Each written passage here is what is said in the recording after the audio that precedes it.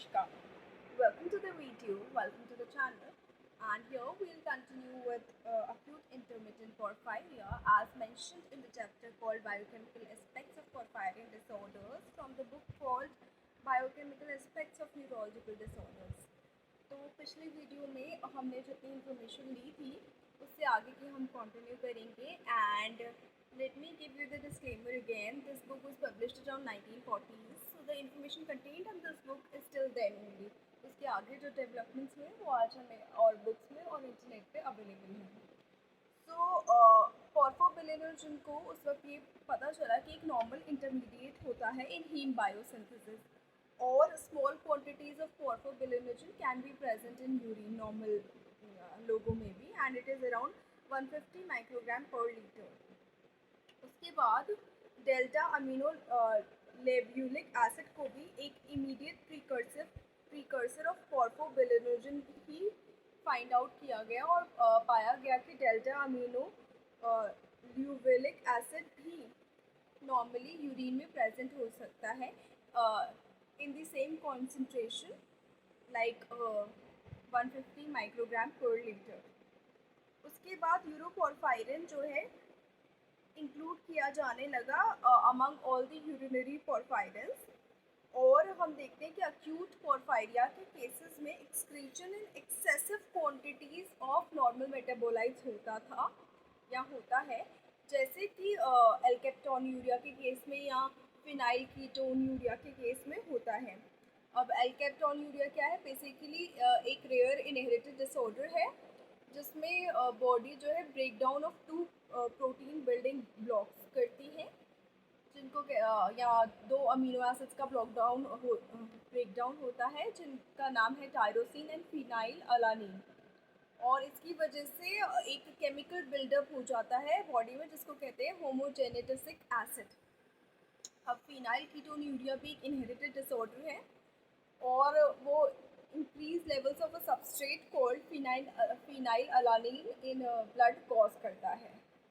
तो भले ही देखा गया कि हो सकता है acute intermittent porphyria इन सारी डिजीज़ की तरह पूरा जेनेटिकली क्लेम ना हो, लेकिन बायोकेमिकल एस्पेक्ट फिर भी है, ऐसा उस वक्त माना गया था.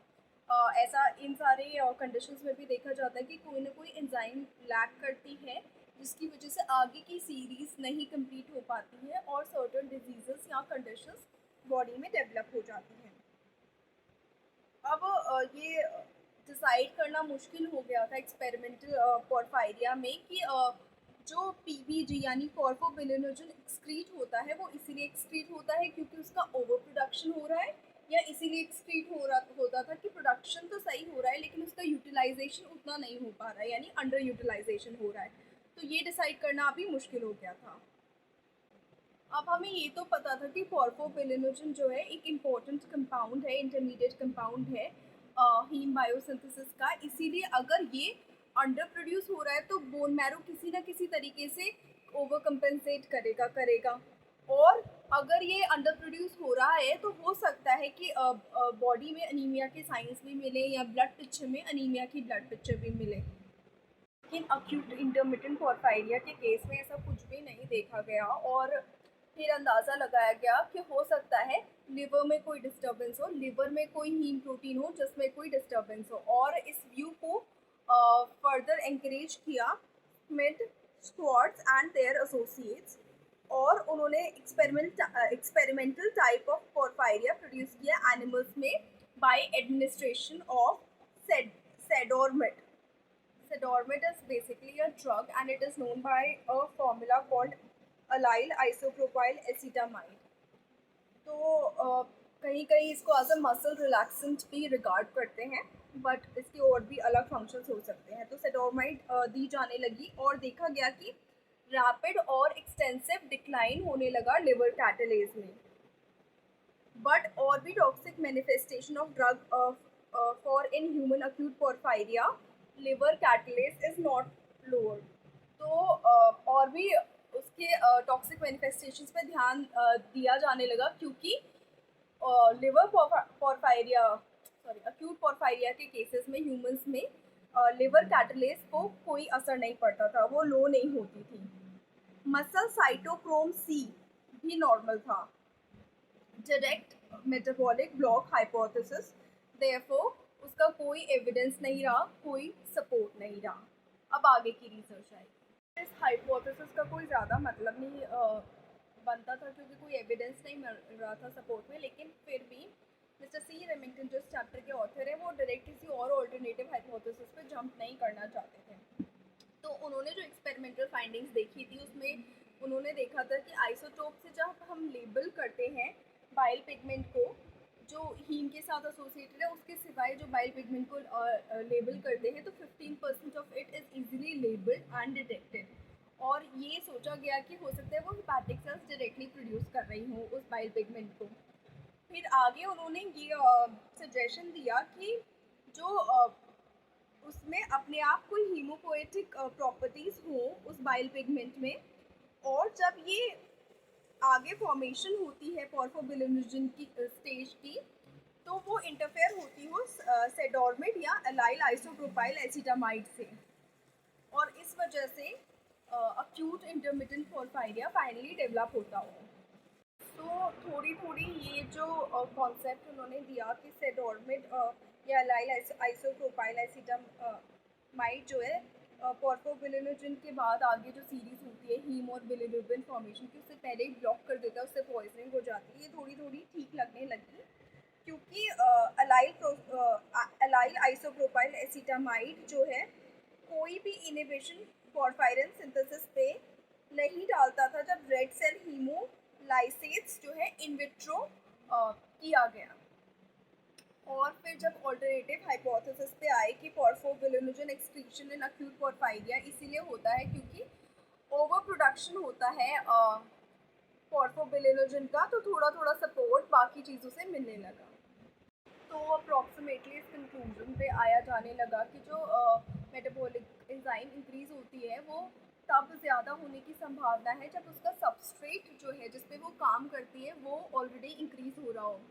और इस व्यू को सपोर्ट करने के लिए एक्सपेरिमेंट्स थे एल्ड्रिक्स ग्रुप इन अमेरिका के, जिन्होंने एक रिलेशन निकाला between porphyrin production and purine metabolism in chick embryos. उन चिक एम्ब्रियोज को उन्होंने ट्रीट किया सेडोर्मिड के साथ और उन्होंने देखा कि यूरिक एसिड का प्रोडक्शन जो है डिक्रीज होने लगा जैसे जैसे पोर्फायरिन उन एम्ब्रियोज में इंक्रीज होने लगा। तो ये देखा जाने लगा कि जो ये हाइपोथेसिस है बेसिकली, या जो एक हाइपोथेसिस भी नहीं, जो पिक्चर आ रही थी एक्चुअल में कि जो पोर्फायरिन से जो ट्रीटेड एक्ट्स में पोर्फायरिन था उसमें उसका जो राइज हो रहा था वो माइक्रोग्राम्स में हो रहा था और यूरिक एसिड का जो फॉल हो रहा था वो मिलीग्राम्स में हो रहा था। हालांकि ये पिक्चर एग्जैक्टली एनालोगस नहीं की जा सकती है ह्यूमन पोर्फायरिया से और डिसेप्टिव हो सकती है, लेकिन ये हाइपोथेसिस फिर भी एक अट्रैक्टिव व्यू पॉइंट देता है कि हो सकता है delta amino levulinic acid utilisation की जो ऑल्टरनेटिव पाथवेज हैं वो ब्लॉक हो गई और इसी वजह से पोर्फोबिलिनोजन की प्रोडक्शन ह्यूमन बींग्स में अक्यूट इंटरमिटेंट पोर्फायरिया के केस में ज़्यादा हो रही हो।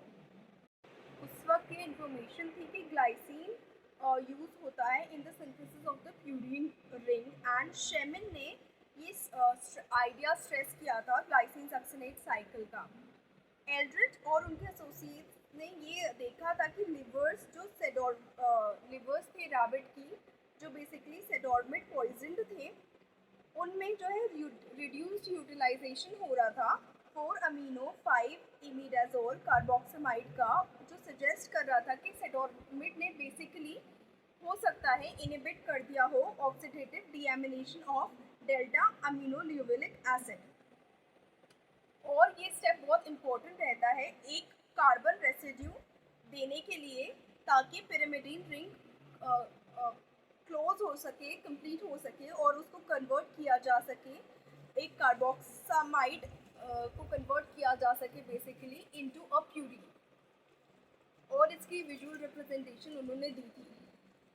तो finally in the end of explanation author जो है वापस आते हैं अक्यूट इंटरमिटेंट पोर्फायरिया के सिम्टम्स पे, और जो कि बेसिकली है severe abdominal pain, loss of normal motility of the intestinal tract, यानी खाना या जो भी लिक्विड हम ले रहे हैं या कुछ भी है जो इंटेस्टाइन में फाइनल प्रोडक्ट जाता है वो ढंग से वहाँ पे मोबाइल नहीं हो पा रहा है क्योंकि नॉर्मल मोटिलिटी नहीं है इंटेस्टाइन्स की। उसके बाद फ्लासिड मोटर पैरालिसिस, जो कि ऑफन जिसके बाद हो सकता था डीमाइलिनेशन, मेंटल डिस्टर्बेंस, हाइपरटेंशन और भी बहुत सारे सिम्टम्स हो सकते थे। एंड जिन्होंने इस डिज़ीज़ को स्टडी किया था उन्होंने देखा था कि इस डिज़ीज़ का जो है रैपिड और कंप्लीट जो है रिवर्सिबिलिटी हो जाती है इस डिसऑर्डर की, एंड ये सिम्टम्स गायब भी हो सकते हैं।